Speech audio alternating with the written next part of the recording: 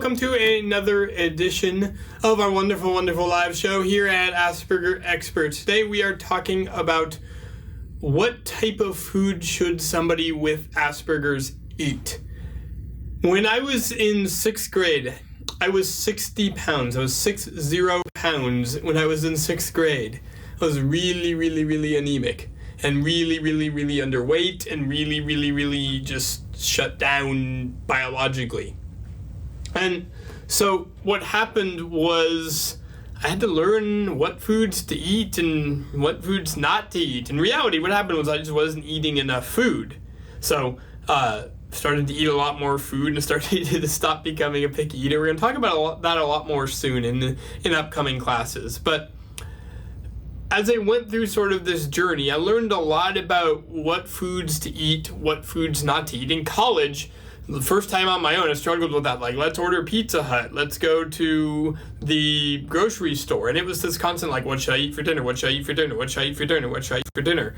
And that was a struggle with me. And then, food allergies and then other stuff. And you delve into the whole world of health. And so you realize, what should I eat? What shouldn't I eat? What is good? What isn't? So that's what we're talking about today. What foods should somebody with Asperger's eat? A lot of people with Asperger's have a lot of gut issues. So what is good for them to eat and what isn't? But as usual, I like to say hi to everybody here. So let's say hi. Jason saying, talk about gluten. Oh, I will. Cindy from Texas.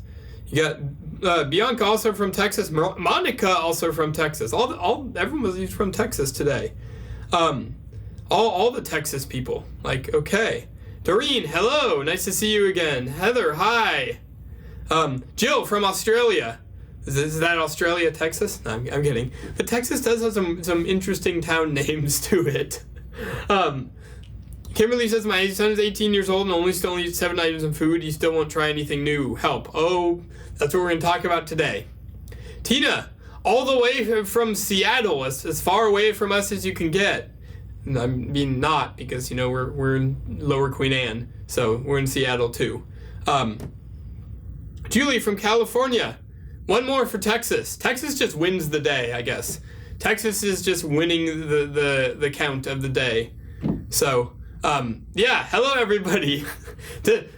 One more from Texas. Seriously, one more.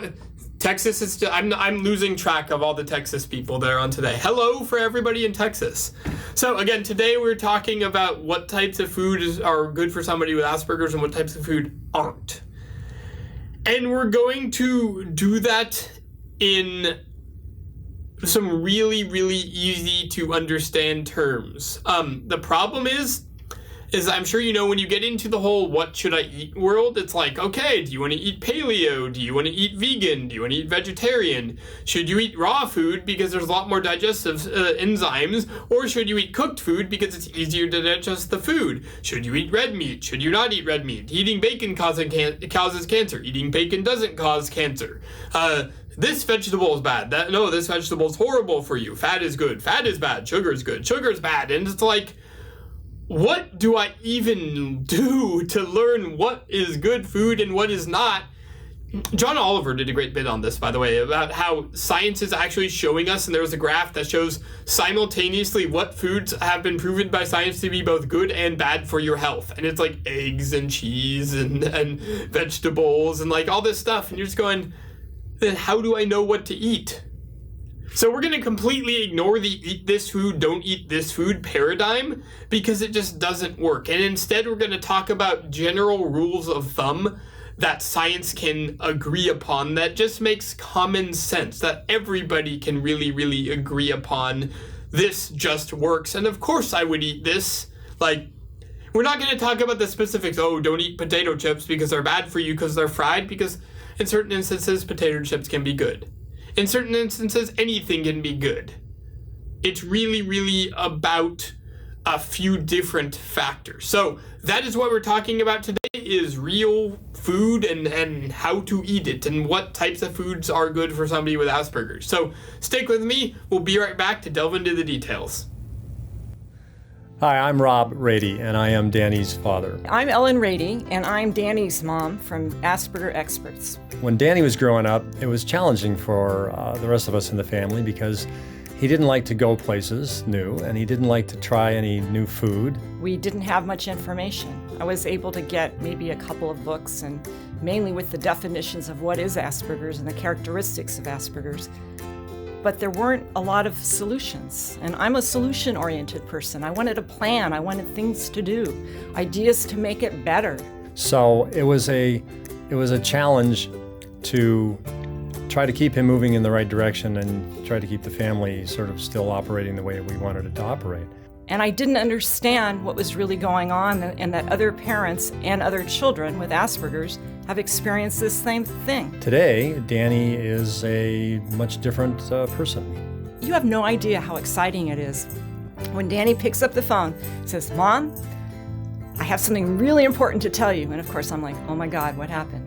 And he says, "Mom, are you sitting down?" I'm sitting down. Guess what?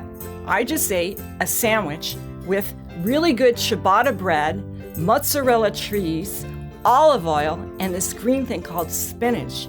And it was delicious.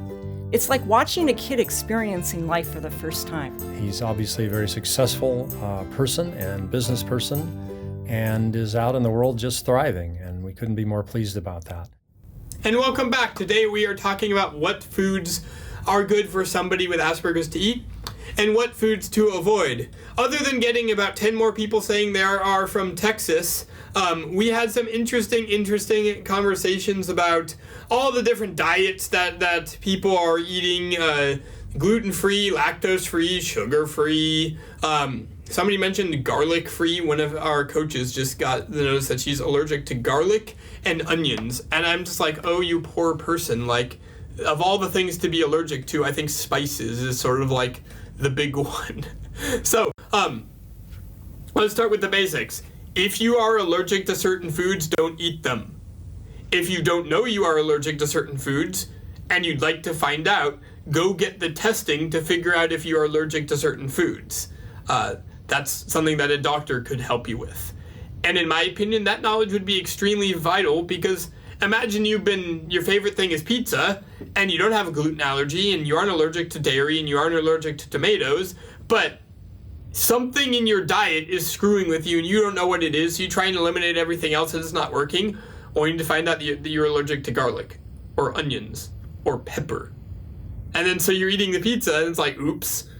So don't eat what you're allergic to, and if you don't know if you're allergic to something, you might want to find out, and a doctor can help you with that. But beyond that, there's some really simple rules to follow for anybody. Number 1, real, actual food. Is it food that comes from a package and a container, or is it like real, actual, legitimate food grown from the ground that is minimally processed? Generally, the more you have to cook, the better it is. Sometimes you can go out to restaurants if they're good restaurants and save yourself some time there. There are certain things I like to get from certain restaurants because I know that they're good quality and they're actually a good price for me. And otherwise I have to get a whole bunch of stuff that I'm just not going to use all of it. The other thing, so we said real actual food, variety as well. That means don't eat the same thing every single day. I don't care if it's a kale and quinoa salad. Don't eat the same thing every day. You need variety. And that also means a variety of colors. Ideally, in every meal, you want to have more than one color on your plate. And that doesn't mean that it's beige, beige, and beige. For, like a wide variety of color means that you have a whole bunch of good nutrition coming into you. Because when you really think about food, what you eat becomes you.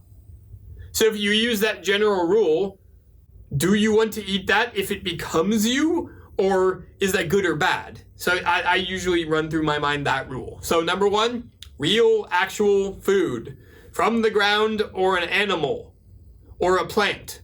Like real, actual food.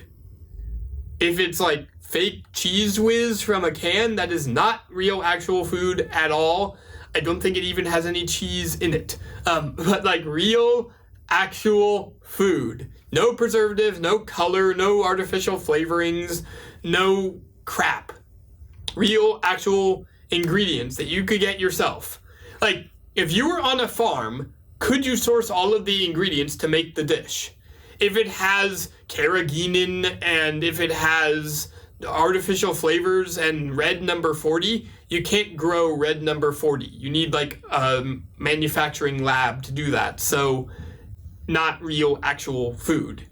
Meaning if you can get all the ingredients from a farm, you're good to go. And then variety. The third one is really just, make sure that it is ideally clean food. Like, there's no reason to put sugar in a lot of the things that we put sugar in. There just isn't. So that sort of goes with the real actual food. There's no reason to have high fructose corn syrup in your bread or preservatives or crap. Again, real actual food. So you stick with those two rules. 1, real actual food, and then 2, variety of real actual food. And then from there, and you use those 2 simple rules, and you're pretty darn well off, a lot more than other people are. Those are my 2 guiding rules for food. Make sure it's actual food, and make sure you're eating a variety of it. So, it's actually, it doesn't require all these different rules. Now, if you have other issues, if you have food sensitivities, if you have allergies, if you have gluten intolerances, if you have IBS, if you have any of that stuff, then you are also going to need to look at additional rules. But these are the ones that really apply to anybody. So, Jennifer's asking, what are the 2 rules again? Okay, number 1, real actual food, as in, if you can't get the ingredients from a farm, then it doesn't count. And number 2, variety of real actual food. I don't care if you're eating kale and quinoa every day. Don't. Mix it up. So let's take some questions. Somebody's asking, how do we get her to eat real actual foods? My daughter will hoard food in her room and she will eat and steal from school if we only have whole foods in the house. Dig a little bit deeper. Why is she trying to steal the food? What is she getting from that? Like, sometimes it's a nutritional deficiency, sometimes it's a food as a comfort thing. What is she trying to get from there? Instead of trying to have her hide it, say, okay, you obviously want these foods. Let's figure out what's going on here. The ultimate test is if you feel better eating a food, you'll eat more of it. And if you feel bad, you eat less of it. And if you don't know, then you don't know. Jennifer says, mine has trouble with proteins. He hates the textures. What about ground meats? Because what I find is that if you don't like the texture of the meat, then, or something, hey, you can fully be vegetarian, and there are tons of things that you can get all this 8 essential protein amino acids from, like quinoa and other stuff, but you need to actually be vegetarian and not a carbivore. Like, if you're actually a vegetarian and you eat vegetables as your main thing, as opposed to somebody who's a meat eater who eats meat, that doesn't mean that you eat bread. That means you eat vegetables. So totally, like, if he doesn't like the texture of meat, don't force him to eat meat, but let him know that means you need to eat vegetables instead, which aren't this horrid thing. Yeah, Joel says the more color on your plate, the better it is for your health. I agree. Debbie says my son cannot eat salads. Okay, then he can't eat salads. He doesn't need to eat salads. Eating healthy and having a good life is not dependent on your ability to eat salads. It is dependent on your ability to eat real actual food and a wide variety of it. Lori says try whole food supplements if they won't eat it. That's a good idea. Caroline says my son will only eat a few number of foods. His heart is very sensory, won't eat fruit and veg, etc. It is hard. It is a sensory difference, and you do need to supplement sometimes. Like, it gets a lot of easier with age. It gets a lot better the more that you do it. But the thing is that sometimes you do need to supplement. Sometimes you do just need to take a break.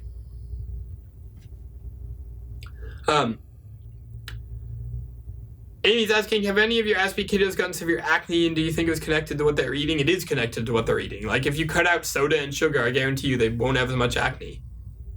Like, it is connected to what they're eating most of the time. Doreen says, my son will cry and scream. He's hungry, but he won't eat but a few things. He just keeps losing weight, and those few things change. So then have him eat more of the things that he will eat. You know, if he's only going to eat a few foods, then have him only eat the things that he's going to eat, just more of them. And he's 6, so still have him eat more of those foods. You know.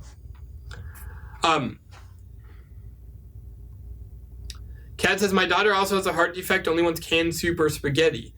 There's a certain time when it's like, look, you have a health issue here. You literally, this is medicine. You need to eat this. If you don't eat this, you will be in immense pain and suffering and you will die. This is not a choice. At that point, you have to hold a hard boundary and say, look, you need to eat this stuff. You can choose what you want to eat, but you need to eat this.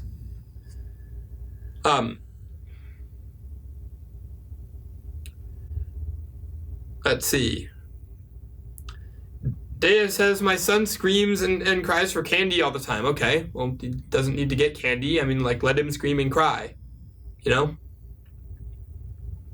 Hi, Dana. Dana's saying hello. So, Jessica's saying, we tried supplements, but he doesn't even like the texture or taste of it, so what else can we do? At a certain point, food becomes medicine, and you don't get a choice not to eat. You get a choice of, you can control what you eat, you can control the way you eat, but at a certain point, like, you will need a feeding tube to stay alive, so, you know, that's something that they need to make that choice, and you really need to hold those boundaries of, like, look, you can't choose not to eat. You can choose what you eat, but you can't choose not to eat. Paige is asking, thoughts on eating gluten? It can be good. If you have a gluten sensitivity, don't eat gluten. If you don't have a gluten sensitivity, eat gluten. But if you don't know you have a gluten sensitivity, get tested to see if you have a gluten sensitivity. That's like, should I eat this food? It's like, all foods are great in moderation. If you're worried about if you should eat it, go see if you're allergic to it. If you're allergic to it, stop eating it. If you aren't allergic to it, eat it. There are other factors to consider. Like, there's a lot of bread in the world contains a small amount of mold in it, and like below what the government says are safe levels, but still, it's one of those, like, do you want to eat mold things? So there are other factors, but generally allergies is the big one, or some sort of imbalance. Like, if you eat it, does it make you feel better or worse? If it makes you feel better, eat it. If it makes you feel worse, don't. You know? And Nina's saying not all intolerances are testable. I disagree. I would say not all intolerances are testable by science, but intolerances are very easily testable using a food elimination diet, because again, if you stop eating it and you feel better, cool, you just tested your intolerance. And you know that, let's say that you stop eating kidney beans and you feel better. There may not be a test established for the intolerance of kidney beans, but if you're able to separate out kidney beans from your diet for 2 weeks, feel better, eat kidney beans again, and then feel worse, then you just tested it and you say you have a food intolerance. So that is how you test all of food intolerances. That is the gold standard, is if you eat it, do you feel worse or feel better? If you don't know, stop eating it for like 2 to 3 weeks, and then eat it again, and you'll know. That is the gold standard, the number one way to tell food intolerance is test it. You know. What about when they eat everything? Well, I've had to lock food up. My son is 17, is overweight. Again, it might be a nutritional deficiency issue. He says he eats to feel better. Why does he feel bad in the first place? Like, why does he need to eat to feel better? If you figure out why he's feeling bad and you address that, then he doesn't need to eat to feel better. And most likely what he's doing is he's eating to, like, protect himself in a way, right? So that's almost like he's in defense mode. I want to bribe my 6-year-old to eat. Is that appropriate? I would stay away from bribing if at all possible. It's going to have long-term consequences. If you look at one of our previous videos, it's a red line action, if you don't know what that means. But what happens is that if you bribe, and it'll work in the short term, it won't work in the long term, though. So, my son won't eat anything that doesn't look good. Teresa, what are his rules for looking good? If you find out what his rules for looking good are, like, food looks good when this happens and it doesn't look good when this happens, then all you need to do is make your food look good. So, or smell good, okay? He may want to understand that things smell and taste differently and to experience that.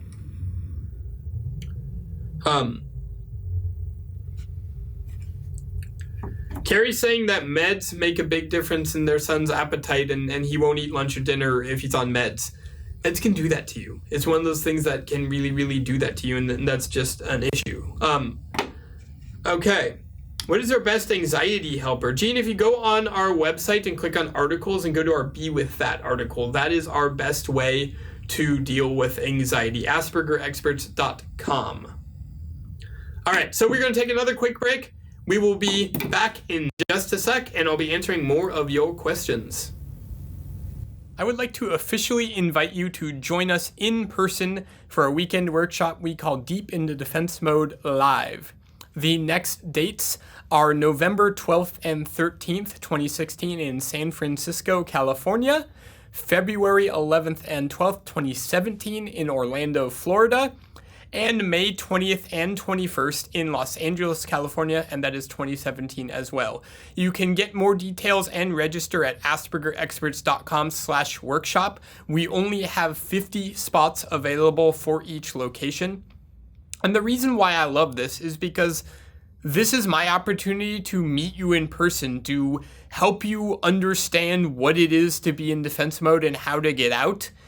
And really, coach some people, help some people, interact with some people, have lunch with some people, dance with some people. But ultimately, at the end of the day, it's about gaining new experiences and new tools. So if you are wondering what it's like to be a part of the Didim Live seminar, watch this.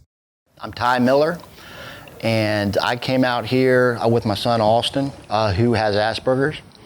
And what I perceived what was going to happen was it was just going to be instructions directly to my son Austin on things he can do or needs to do to improve, to make his life easier, both socially, academically.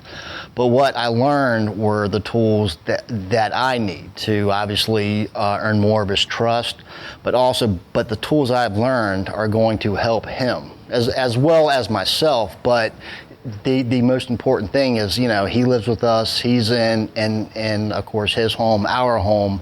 But I have learned some great tools that help me, that will in turn help him. And I see exactly how it's going to work. And this was a great seminar.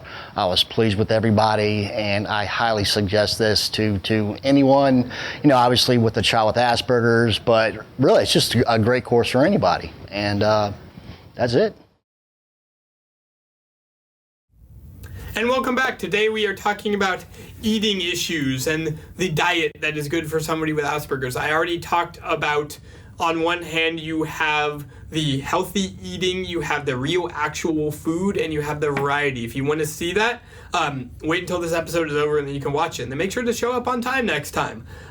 Kate is asking, my daughter is a picky eater. Is this normal for Asperger's? Absolutely. I was one of the pickiest eaters imaginable. In an upcoming course, I will be teaching all about that. And it will be a really, really, really affordable course, too. So look for that from us soon. Carrie's asking, is it in a replay? There is a replay. It will just be available on our Facebook page right after this ends. That's facebook.com/AspergerExperts. You just click on our page from Facebook, and you can get there when this is done. Bethany saying, mine was picky too, but slowly would try new things as he got older. It's a texture thing. And like other heightened senses, I think food is a heightened sense, so I don't push it. You just try and sneak in some good stuff. Yeah. For me, I started really healthily eating when I was like 25. So it's something that just sort of takes time and give it time and space. Let's see. Kelly's saying, I wish I could find something my son liked to eat. He just doesn't like anything but junk. Make healthy versions of the junk. Like, in my opinion, those taste better anyway. Catherine says, have you had any advice for family where a child is sensitive to the sound of others chewing? Honestly, if he's sensitive to others chewing, then you need to work around that until he isn't sensitive anymore as he grows up. That's going to be one of those things that eat a meal separate from everybody else, and that's just the way it is. Our problem is tacos from Taco Bell are good. Homemade tacos are nasty. Even taco ingredients are far superior at home. And I tried getting her to cook too. She wants to make only mac and cheese. Can only Taco Bell makes tacos correctly. Then let her make mac and cheese. Like that's what I would do. You let her.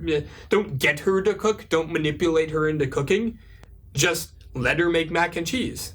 and let her start to, literally, you just let it happen. Don't try and force it. The more you try and force it, the worse it's going to get. The more you just allow it, the better it's going to get. Kat says that my daughter quit eating after school after bully, lost lots of weight. Now she eats away from the bully. It sounds like that was just an avoidance strategy to get away from the bully. So, my son is 24 and just starting to expand his food selections. That's sort of what happens, is as they grow up and you don't force them, things get better. Teresa's saying we must turn music on at dinner. Hearing chewing is at a minimum that way. Okay, well that works too, yeah.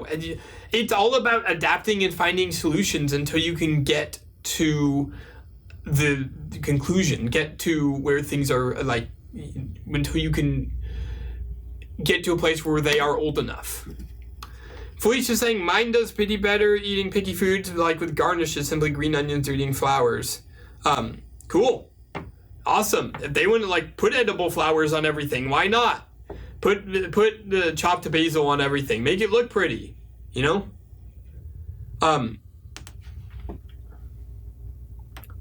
Elisa's saying, I often, what we are having that I make always can keep things on hand, but you can put together himself.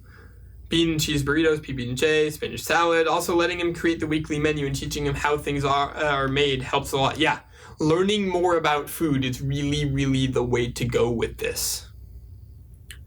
I found the more I used to stress about foods, the more anxious I was about the more my son was. Yes, if you are anxious, your child will be anxious.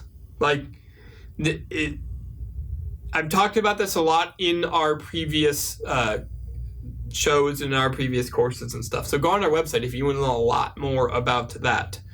So, okay, we're going to do a quick show today because there's really much more to say on this topic. So we're going to take our final break here, answer a few more questions, and then call it a day. So see you in a sec. Coming to Asperger's experts, life has been a little bit easier with my little Aspie, who will be 11 on Monday. It was very difficult at first because we live in Alabama and there's not a lot of help or a lot of testing facilities or places to go that will actually help an Asperger's.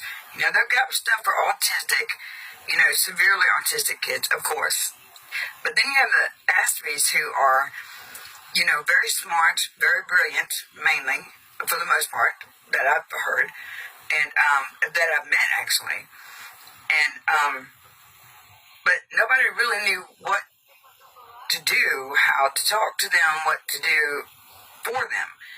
And my son was severely beaten in kindergarten, and he digressed. He was doing really good, could tell me everything, his name, number, address, our names, everything. And after the beating that left him with a concussion and several bruises, he digressed. And we had to teach him to read and do everything all over again. And it took about a year to bring him back out of his shell. And we tried ABC Mouse, and that helped. It really did. ABC Mouse is really good if you've got, a smaller Aspie. They'll just go right through it, I promise. But that can only take him so far. And, Xander, my baby, he writes backwards on his numbers and his letters. He can write correctly, but when he's in his own little world, he's not thinking, he writes backwards, and he can read it. Well, we thought it was dyslexia, and we took him and got him tested again, and they don't use the term Asperger's anymore in Alabama. It's mild autism. Okay.